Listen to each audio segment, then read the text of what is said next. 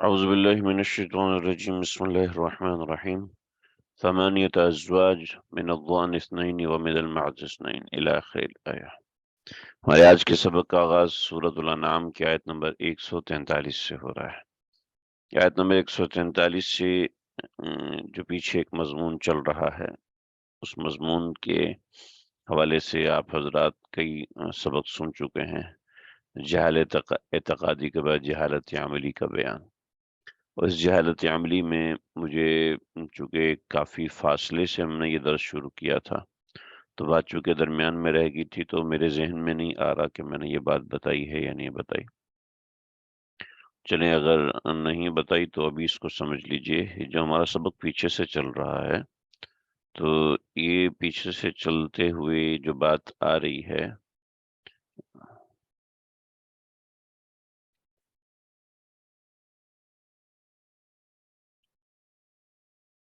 یہ آیت نمبر 136 سے، یہ اس کا یہ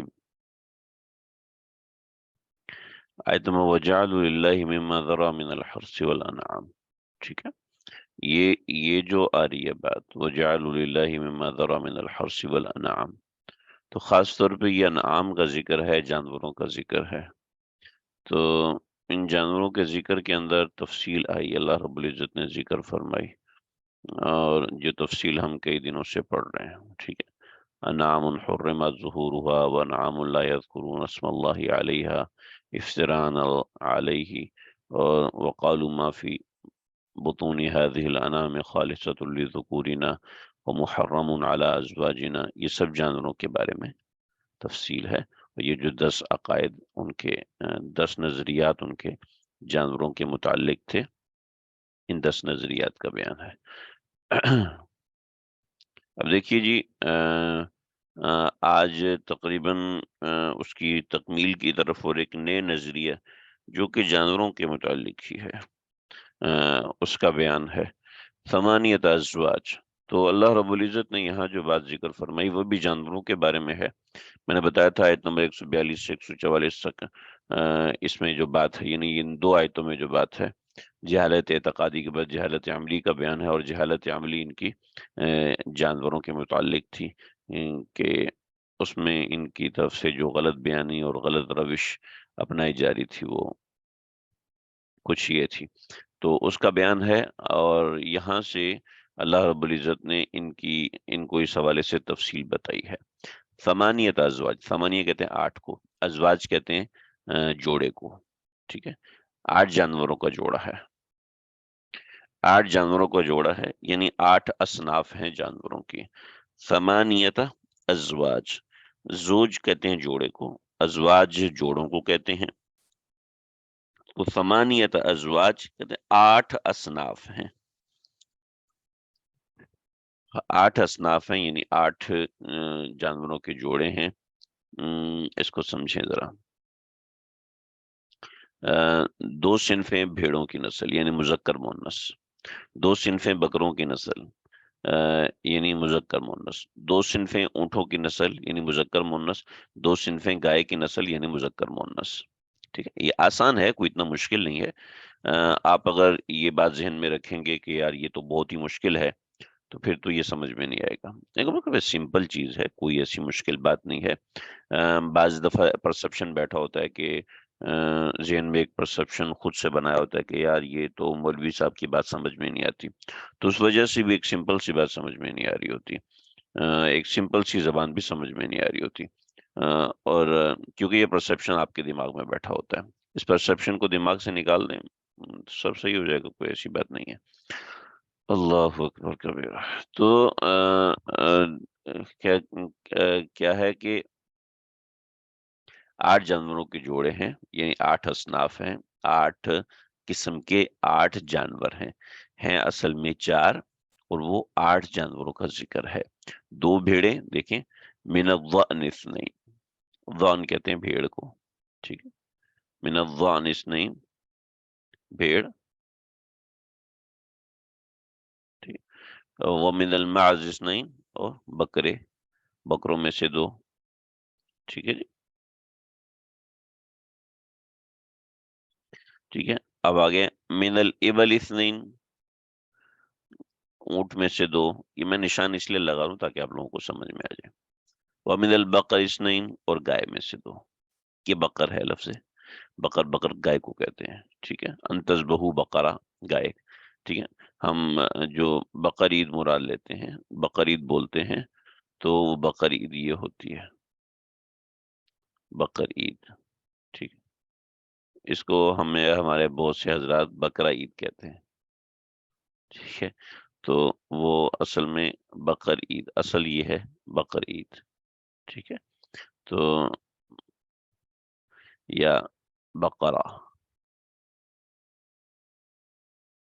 ये दोनों सही हैं, ठीक है। लेकिन बकरा ईद ये सही नहीं है, ठीक है। बकरा ईद ये लफ्ज जो है वो अरबी में नहीं बोला। हाँ, कोई ऐसा बकरा ईद वो बकरे की वजह से बोले तो अलग बात है, वरना असल तो बकर ईद है। बकर ईद लफ्ज है, बकर ईद है, तो बकर से गाय मुराद होती है, यानी गाय वाली ईद। उज़हिया असल में गाय को ज़िबा को कहा जाता है। तो जी ये 8 किस्में हो गई। अब मैं आयत की तरफ आता हूँ ताकि आपको बात समझ में आए।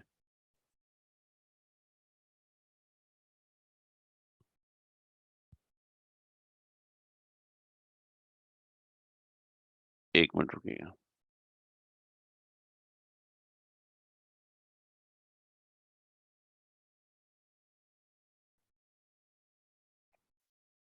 मैंने पता नहीं अब किसी को, चूंकि तस्वीर आ रही थी मैंने फौरन रिमूव किया था। अब समझ में नहीं आ रहा उनको ऐड कैसे करना है।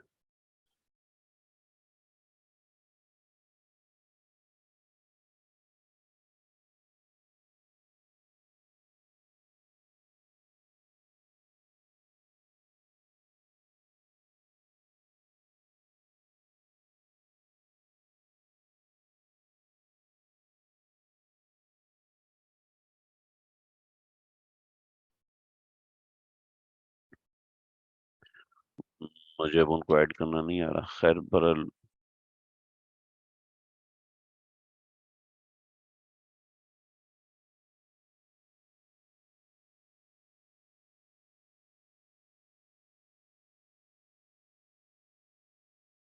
चलें जी, ठीक है, भी इसको समझेंगे। तो ये जानवरों की 8 किस्में हो गई, और ये जानवरों की 8 किस्में जिनका जो है समानियता अज़वाज, ये 8 किस्में हैं। अब देखें जी, 8 किस्में मिनज़्ज़ान इस्नैन, भेड़ की नस्ल से, ठीक है, 2। मिनज़्ज़ान इस्नैन, भेड़ की नस्ल में से 2। व मिनल माज़ इस्नैन, और बकर की नस्ल में से, यानी बकरों की नस्ल में से 2। कुल, अब आप इनसे की ये 8 चीज़ें आपको समझ में आ गई जी ना? ये 2, ये 4, ये 6, ये 8। अब ये जानवर हर सूरत हलाल हैं। ये जानवर की के ममनुआ जो चीज़ें हैं जिनका ज़िक्र आगे आ रहा है, उनके अलावा इस जानवर की तमाम चीज़ें हलाल हैं। ठीक।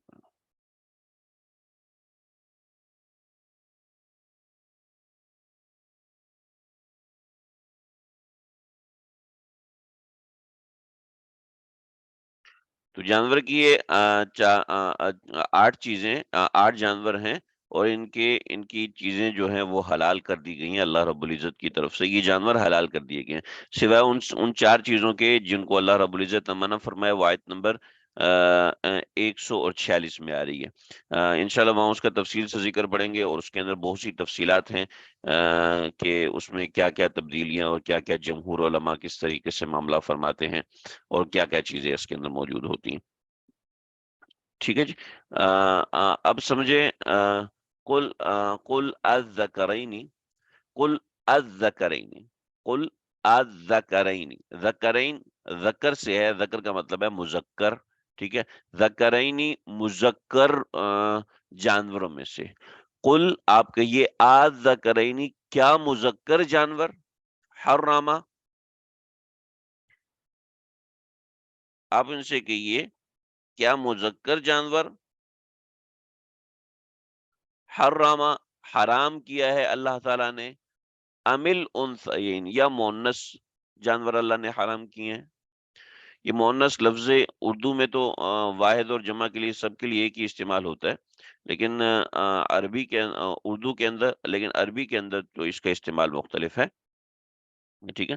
عربی میں جمع کے لیے بھی جمع کے الفاظ استعمال ہوتے ہیں، اور دوسری کے لیے واحد کے لیے واحد کے صیغے استعمال ہوتے ہیں. لیکن اردو کے اندر مذکر ایک کے لیے بھی ایک ہی مذکر بولا جاتا ہے، اور سب کے لیے بھی ایک ہی مذکر بولا جاتا ہے. یعنی 1000 مذکر کھڑے ہوں تو مطلب یہ ہوتا ہے کہ اس سے وہی ایک مذکر مراد ہے. ٹھیک ہے. اور لفظ ایک مذکر ان سب کے لیے بولا جائے گا. اگر ایک مذکر کھڑا ہو، یعنی ایک آدمی کھڑا ہو، تو اس کے لیے بھی ایک ہی لفظ استعمال ہوتا ہے. تو دیکھیں جی، کل الذکرین، آپ کہیے کیا مذکر جانوروں کو حرم اللہ نے حرام کیا ہے، امل انثیین یا مونس جانوروں کو اللہ نے حرام کیا ہے، ام اشتملت علیہ ارحام الانثیین. اور دیکھیں جی، میں آپ کو اس میں لکھ کے دیتا ہوں تاکہ آپ کو سوال سمجھ میں آئے. اللہ رب العزت یہ استفہام انکاری ہے. کیا مذکر حرام کیے ہیں؟ نہیں. کیا نر حرام کیے ہیں؟ نر بھی مذکر کو کہتے ہیں. کیا مونس حرام کیے ہیں؟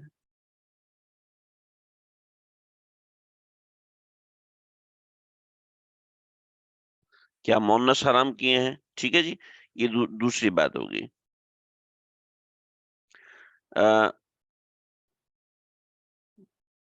ذرا ان سے پوچھو کہ کیا دونوں نروں کو اللہ نے حرام کیا ہے؟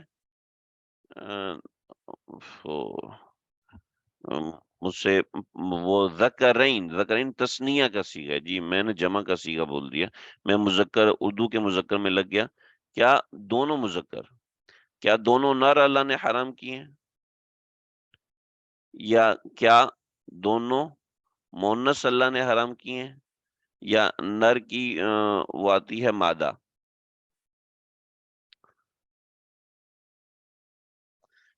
کیا دونوں نر اللہ نے حرام کیے ہیں، یا کیا دونوں مادہ اللہ نے حرام کیے ہیں، یا کیا، نہیں تیسرا سوال، کیا دونوں نسلوں کی مادہ کے پیٹ میں جو موجود ہے وہ اللہ نے حرام کیا ہے؟ دیکھیں جی، یہ 3 سوال ہیں اصل میں. ایک لائن میں ہو جائیں گے تو آپ کو زیادہ اچھے سے سمجھ میں آئے. یہ 3 سوال اللہ رب العزت نے کیے. کیا دونوں نر اللہ نے حرام کیے ہیں، جو پیچھے 2 نسلیں ذکر کی، یعنی دونوں نر سے کیا مراد ہے؟ اتنا سا آپ لوگوں کو سمجھ میں آ گیا؟ آپ دیکھو اس کو میں تھوڑا وہ انورٹڈ اس میں لکھتا ہوں، بریکٹ میں لکھتا ہوں. کیا دونوں نر، یعنی بھیڑ کا نر، بکرے کا نر. ٹھیک. کیا دونوں مادہ، بھیڑ کی مادہ اور بکرے کی مادہ. ٹھیک ہے. یا دونوں کے پیٹ میں، یا دونوں کی مادہ کے پیٹ میں جو موجود ہے، یعنی بھیڑ اور بکرا کی مادہ. ٹھیک ہے. بھیڑ کی مادہ یا بکرے کی مادہ، اس کے پیٹ میں جو موجود ہے، ظاہری بات ہے وہ مذکر کا بھی حصہ ہے اور مونس کا بھی حصہ ہے، تو یہ دونوں کے اوپر مشتمل ہوتا ہے. یہ تینوں باتیں آپ حضرات کو سمجھ میں آ جانی چاہیے. یہ کوئی مشکل چیز تو ہے نہیں، بہت ہی آسان ہے. ٹھیک ہے. اچھا، یہی ایگزیکٹ اگلی آیت میں بھی استعمال ہوگا. چونکہ ہمارے پاس کوئی ایسا آپشن نہیں ہے کہ دونوں ہم ایک ساتھ کھول سکیں، تو اس لیے آپ حضرات اس کو اپنے ذہن میں رکھیں، یہ 3 سوال. ٹھیک ہے. میں ساتھ ساتھ کھول کے آپ کو دکھاتا رہوں گا. دیکھیے جی، اب اس میں یہ بات آ گئی، قل الذکرین، دونوں کے مذکر، یعنی ذان کا مذکر اور معاذ کا مذکر، حرم اللہ نے حرام کیا ہے، امل انثیین یا دونوں کی مونس کو اللہ نے حرام کیا ہے، اما اشتملت علیہ ارحام الانثیین، اما اشتملت علیہ ارحام الانثیین، اور اور اور یا اما اشتملت جو کہ مشتمل ہے، جو کہ مشتمل ہے، کہاں چلا گیا، علیہ ارحام الانثیین، ان دونوں کی مادہ کے ارحام پر، یعنی ان دونوں مادہ کے ارحام میں جو بچہ ہے، جو وہ بچہ ہے، کیا وہ حرام کیا ہے؟ اگر پچھلی ساری باتوں کا سینیریو آپ کے ذہن میں ہوگا تو انہوں نے کہا تھا کہ اگر بچہ بچ گیا تو اس کو مذکر کھا سکتے ہیں، مونس نہیں کھا سکتی، اگر بچہ مر گیا تو مذکر مونس دونوں اس کو کھا سکتے ہیں۔ تو اما اشتملت علیہ ارحام الانثیین، یہ یا اب دیکھیں، سوال کا مقصد کیا ہے؟ سوال کا مقصد کیا ہے؟ سوال کا مقصد یہ ہے کہ دیکھیں اگر مادہ حرام ہے، اگر مادہ حرام ہے تو کیا وجہ ہے؟ کیونکہ وہ بھی تو نر سے نکلا ہے، اور اگر نر حرام ہے تو کیا وجہ ہے؟ وہ بھی تو مادہ سے نکلا ہے۔ بھئی مادہ نر سے کیسے نکلے؟ آپ سب سمجھ سکتے ہیں کہ جو فرٹیلائزیشن سسٹم ہوتا ہے وہ کہاں سے سٹارٹ ہوتا ہے؟ نر سے سٹارٹ ہوتا ہے۔ جب فرٹیلائزیشن سسٹم جو نر سے سٹارٹ ہوتا ہے اور مادہ پہ آ کے ختم ہوتا ہے تو ڈیفینیٹلی وہ نر سے نکلا ہے، اور جو مادہ سے پیدا ہوا ہے وہ مادہ سے ڈیفینیٹلی پیدا ہونا ایک واضح بات ہے، ایک واضح بات ہے۔ مرغی گھومتی رہے، اگر مرغا نہ ہو تو کبھی انڈا دے نہیں سکتی، سوال ہی پیدا نہیں ہوتا، ممکنات میں سے ہی نہیں ہے۔ تو اب سمجھ، ایک عورت گھومتی رہے زندگی بھر، اگر اس کی شادی نہ ہو تو اس کا بچہ ہو ہی نہیں سکتا، ممکنات میں سے نہیں ہے۔ یہ ساری بات دنیا کو پتہ ہے کہ فرٹیلائزیشن سسٹم مرد کی طرف سے شروع ہوتا ہے اور عورت پہ جا کے ختم ہوتا ہے۔ ایسے نہیں کہ ایک اکیلی عورت بچہ پیدا کر دے، ایک اکیلا مرد بچہ پیدا کر دے، ایسا ہو نہیں سکتا۔ فرٹیلائزیشن کا سٹارٹنگ مرد کے پاس ہے، لیکن وہ اینڈنگ اس کے پاس ممکن نہیں ہے، ناممکن ہے۔ فطری طریقے کی بات کروں، غیر فطری طریقے کی بات نہیں کر رہا، ورنہ آج کل عورتیں بھی مرد بن رہی ہیں، مرد عورتیں بن رہے ہیں، وہ غلط طریقے سے بن رہے ہیں، حرام اور ناجائز طریقے سے بن رہے ہیں، ہم اس کی بات نہیں کر رہے۔ تو یہ اتنی سی بات سمجھ لیں کہ جو فرٹیلائزیشن سسٹم کی ابتدا مرد سے ہوتی ہے، مذکر سے ہوتی ہے، نر سے ہوتی ہے، اور جب نر سے ہوتی ہے تو ڈیفینیٹلی آپ سمجھ سکتے ہیں کہ وہ بھی جو بھی جانور پیدا ہوتا ہے، جو بھی انسان پیدا ہوتا ہے، جو بھی پرندہ پیدا ہوتا ہے، حتیٰ کہ جو کوئی آنٹ اور کیڑا پیدا ہوتا ہے، تو وہ بھی نر سے اس کی سٹارٹنگ ہوتی ہے، یعنی میل سے اس کی سٹارٹنگ ہوتی ہے، اور فیمیل پہ جا کے اس کی سٹارٹنگ، اس کی اینڈنگ ہوتی ہے۔ تو یہ ایک پروسیجر ہے جو اللہ رب العزت نے دی ہے۔ تو اللہ رب العزت یہاں پر اتنی سی بات کر رہے ہیں کہ ہر چیز مرد اور عورت دونوں کے اوپر موقوف ہے، نر اور مادہ، میل اور فیمیل، دونوں کے کانٹینٹس کے اوپر لگی ہوئی ہے، جڑی ہوئی ہے۔ جب دونوں کے اس سے جڑی ہوئی ہے ہر چیز، تو تمہیں کس نے کہا کہ ایک حلال ہے اور دوسرا حرام ہے؟ ٹھیک ہے جی، ایک حلال اور دوسرا حرام کیوں ہے؟ اب اسی جانور میں سب چیزیں حلال ہیں، لیکن یہ چیز حرام ہے، ہماری شریعت بھی کہتی ہے۔ 146 نمبر آیت میں ہم اس کا جواب دیں گے انشاءاللہ۔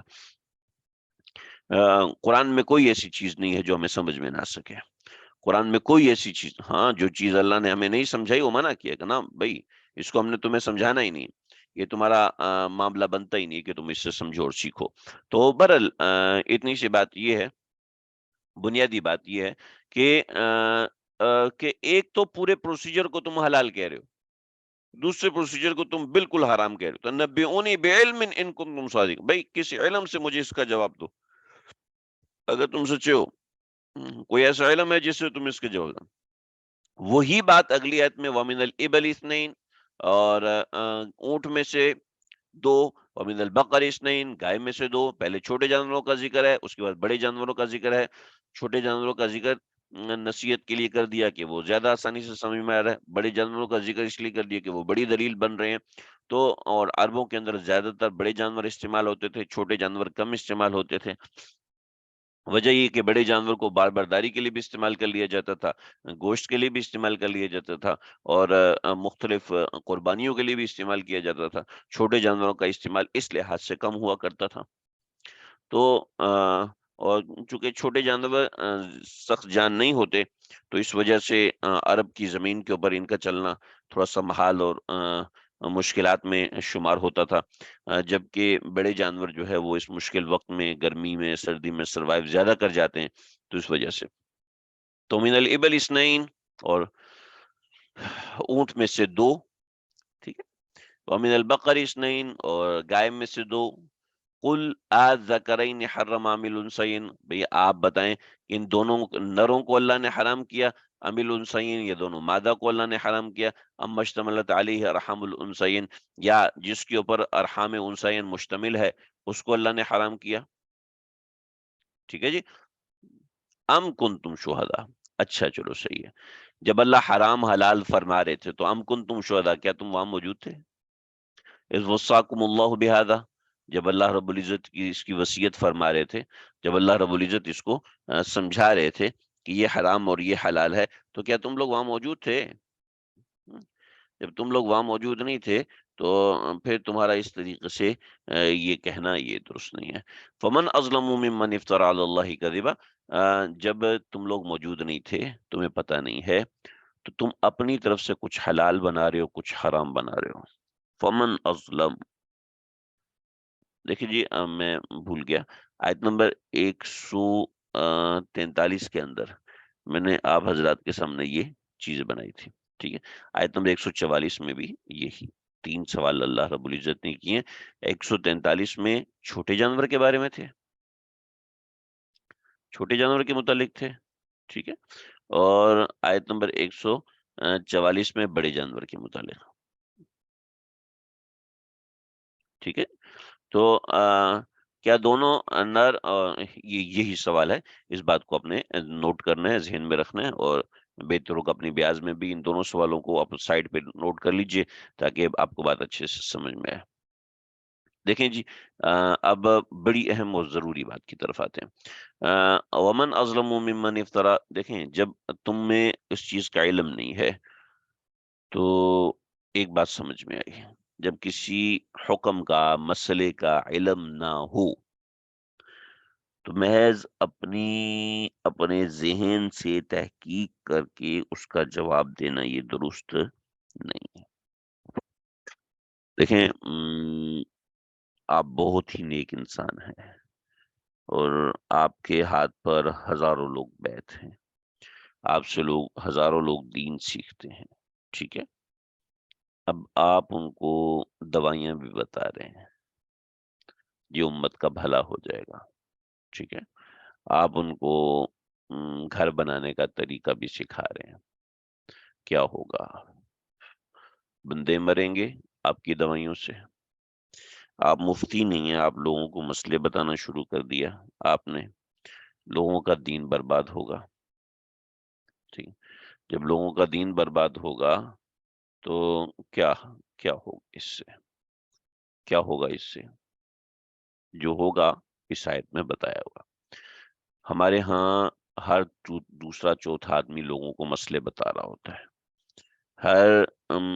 ہر 4 میں سے ایک بندہ مفتی ہوتا ہے کہ جس کو جتنا پتا ہے وہ اتنا بتانے کی کوشش کر رہا ہوتا ہے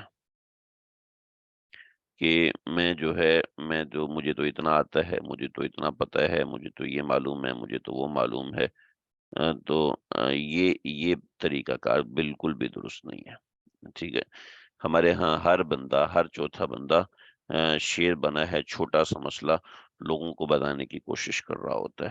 چنانچہ میرے ہی اپنے جیسے ہمارے گروپس ہیں اس میں بہت سے مسائل آتے ہیں، تو کچھ لوگوں نے میرے مسائل جو ہے وہ نقل کیے اور نقل کر کے آگے بتائے، ٹھیک ہے، نقل کر کے پھر آگے بتائے، پھر پوچھ کے آگے بتائے، اور پھر درمیان میں کیا کیا، درمیان میں یہ کیا کہ جناب یہ مسئلہ تو ہمیں آتا ہے، اور اس مسئلے کو بتایا۔ اب وہ مسئلہ پڑا ہوا تھا، ٹھیک ہے، جو جواب میں نے لکھ کے بھیجا تھا یا وائس ریکارڈنگ بھیجی تھی، وہ مسئلہ پڑا ہوا تھا، اس مسئلے سے نکال کے ایک نیا مسئلہ بتا دیا، وہ مسئلہ بھی ٹھیک تھا، پھر اس سے آگے مسئلہ نیا بتا دیا، ٹھیک تھا، اس سے آگے مسئلہ بتایا تو اس میں گڑبڑ کر دی، پھر اس سے آگے کرتے کرتے کرتے ساری آوے کا آوا بگڑ گیا۔ اب وہ صاحب یا وہ خاتون عالمہ ہیں، ٹھیک ہے، اور انہوں نے آگے مسئلے بتانا شروع کر دیے، کوئی مسئلہ ہوتا پھنستا یہاں سے پوچھ لیتے اور پھر اس سے نئے مسئلے نکال کے اس طریقے سے آگے بتانا شروع کر دینا، تو اس سے کیا ہوا اس سے یہ ہوا کہ انہوں نے بہت سے مسئلوں میں غلط فہمی پال لی۔ دیکھیں جی، ڈاکٹر صرف ٹیکہ لگانے والے کا نام نہیں ہوتا، ٹھیک ہے؟ جو تھیوری، تجربہ اور ان سب چیزوں سے معاملہ اخذ کرتا ہے، اور معاملہ اخذ کرنے کے بعد وہ لوگوں کا علاج کرتا ہے، اور مستقل ایک چیز ہوتی ہے، ٹھیک ہے؟ اب کوئی ڈاکٹر کی نقل میں جا کر اپنا کلینک کھول لے اور ڈاکٹر صاحب سے پوچھ کے علاج کرتا رہے تو وہ قبرستان آباد کرے گا۔ سمجھ رہے نا میری بات؟ اب یہ دیکھیں، جب ایک مسئلے کی مکمل اور صحیح طریقے سے رہنمائی نہیں ہے، معلومات نہیں ہے اس مسئلے کے حوالے سے، تو کیا ہوتا ہے؟ اس مسئلے کے حوالے سے امت کا نقصان ہونا شروع ہو جاتا ہے۔ چنانچہ اللہ رب العزت نے اس نقصان کا اتنا بڑا نام دیا ہے، اتنا بڑا نام دیا ہے، اتنا بڑا نام دیا ہے کہ اس کو افتراء علی اللہ قرار دیا، یعنی اللہ پر جھوٹ باندھنا قرار دیا، ٹھیک ہے جی؟ جب اللہ پر جھوٹ باندھے گا، افتراء علی اللہ، یہ اللہ پر جھوٹ ہے۔ چنانچہ کوئی بھی مسئلہ اپنی طرف سے بتا دیا تو یہ افتراء ہے اور یہ ظلم ہے۔ تو اس کو کہا فمن اظلم، اس شخص سے بڑا ظالم کون ہوگا؟ ممن افترا علی اللہ کذبا، جو اللہ پر جھوٹ باندھے۔ اور کس لیے جھوٹ باندھے؟ لیضل الناس بغیر علم، تاکہ لوگوں کو گمراہ کرے بغیر علم کے۔ اب جناب اس بندے کی نیت نہیں ہے، لیکن افتراء جو جس شخص کو بغیر علم معاملہ بتانے کی عادت ہوگی، اس سے لوگوں کو وہ گمراہ کر رہا ہے، اب وہ نیت کرے یا نہ کرے، ایسا شخص ظالم ہے۔ ان اللہ لا یہدی القوم الظالمین، اللہ ظالموں کی قوم کو ہدایت نہیں دیتے۔ چنانچہ آئے روز ہم دیکھتے ہیں کہ نت نئے قسم کے لوگ آتے ہیں اور وہ لوگوں کو دین سمجھانا شروع کر دیتے ہیں، اور حالانکہ انہوں نے خود جو دین سیکھا ہے وہ کتابیں پڑھ کے اور سوچ کے، ویڈیوز دیکھ کے اس سے دین سیکھا ہے، اور آگے وہ لوگوں کو دین سکھانا شروع کر دیتے ہیں۔ اس سے یہ ہوتا ہے کہ وقتی طور پر لوگوں میں موٹیویشن پیدا ہو جاتا ہے، لوگ اپنے آپ کو بہتر محسوس کرتے ہیں اور اس کو فیڈ بیک دیتے ہیں، اور وہ لوگ جناب سمجھتے ہیں کہ جی ہم نے تو بہت بڑا کام کر دیا، ہم نے بہت بڑی دین کی خدمت کر دی، لیکن وہ اصل میں ظلم کر رہے ہوتے ہیں۔ وجہ اس کی یہ ہے کہ جس کی فیلڈ ہے وہ اس کو اچھے سے جانتا ہے۔ اب گاؤں میں جو ڈاکٹر حضرات ہوتے ہیں وہ کون ہوتے ہیں؟ آپ کو پتہ ہی ہے۔ جو گاؤں دیہاتوں میں ڈاکٹر حضرات، وہ کوئی MBBS نہیں ہوتے، وہ کوئی ہاؤس جاب کیے ہوئے نہیں ہوتے، اور وہ کہیں سے مستند نہیں ہوتے، بلکہ وہ ڈسپینسر بیٹھ کے دوائیاں دے رہے ہوتے ہیں۔ مجھے اچھے سے یاد ہے کہ مجھے ایک دفعہ شدید بیماری ہوئی، بہت شدید بیماری ہوئی، کراچی کا بہت بڑا ڈاکٹر ان کو میں نے دکھایا، تو ٹیریویڈ کوئی دوائی تھی انہوں نے مجھے دی، اور میں گاؤں میں گیا، اور پھر وہاں جا کے کچھ آرام کرنا تھا، وہاں بھی ڈاکٹر کو دکھایا تو وہ ڈاکٹر نہیں تھا، وہ کمپاؤنڈر تھا، اس نے بھی ٹیریویڈ کی دوائی دی۔ تو دونوں کی کمپنی بھی ایک، تو اس ڈاکٹر نے بھی جو دوائی دی وہ بھی وہی تھی، اس ڈاکٹر نے وہ جو دوائی دی، وہ ڈاکٹر تو نہیں تھا، وہ کمپاؤنڈر تھا، تو اس نے جو دوائی دی وہ بھی وہی تھی۔